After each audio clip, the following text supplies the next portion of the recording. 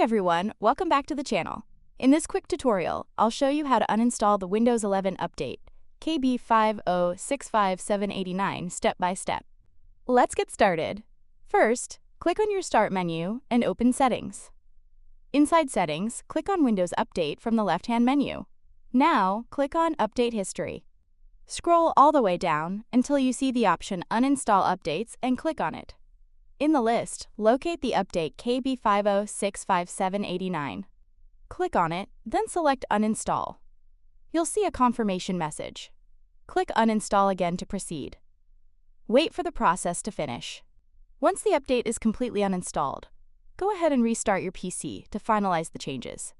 And that's it. You've successfully uninstalled the Windows 11 update KB5065789. If this tutorial helped you, don't forget to like the video, subscribe for more quick fixes, and leave a comment if you ran into any issues. Thanks for watching, and I'll see you in the next video.